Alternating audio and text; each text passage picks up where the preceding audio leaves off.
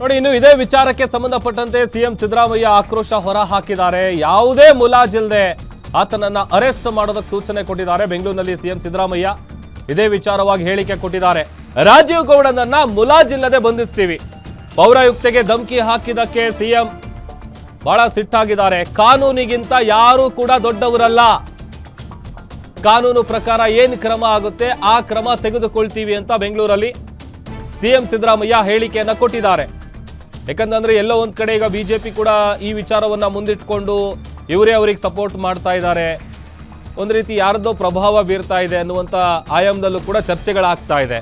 But ಆದ್ರೆ ಕಾನೂನಿಗಿಂತ ಯಾರು ಕೂಡ ದೊಡ್ಡವರಲ್ಲ, ಮುಲಾಜಿಲ್ಲದೆ ಆತನನ್ನು ಅರೆಸ್ಟ್ ಮಾಡುವಂತ ಕೆಲಸ ಆಗುತ್ತೆ ಅಂತ ಬೆಂಗಳೂರಲ್ಲಿ ಸಿಎಂ ಸಿದ್ದರಾಮಯ್ಯ ಹೇಳಿಕೆಯನ್ನ ಕೊಟ್ಟಿದ್ದಾರೆ. ಅವರು ತಲೆ ಮರೆಸ್ಕೊಂಡಿದ್ದಾರೆ. ಕಾನೂನು ಪ್ರಕಾರವಾಗಿ ಕ್ರಮ ತಗೊಳ್ಳಿ ಅಂತ ಹೇಳಿದ್ದೀನಿ. ಕಾನೂನು ಪ್ರಕಾರ ಕ್ರಮ ತಗೊಳ್ಳಿ. ಯಾರು ಕಾನೂನಿಗಿಂತ ಮೇಲೂ ಇಲ್ಲ ಕೆಳಗಡೆನೂ ಇಲ್ಲ. ಕಾನೂನು ಪ್ರಕಾರ ಕ್ರಮ ತಗೊಳ್ಳಿ. ಅವ್ರು ಯಾರು ನಮ್ಮ ಪಾರ್ಟಿಯವರಾಗಲಿ ಯಾವ ಪಾರ್ಟಿಯವರಾಗಲಿ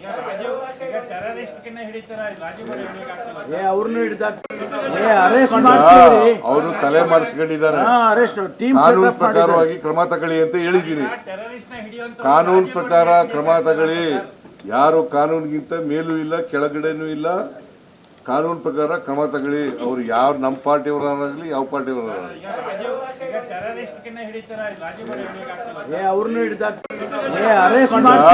ಅವರು ತಲೆ ಮರೆಸ್ಕೊಂಡಿದ್ದಾರೆ.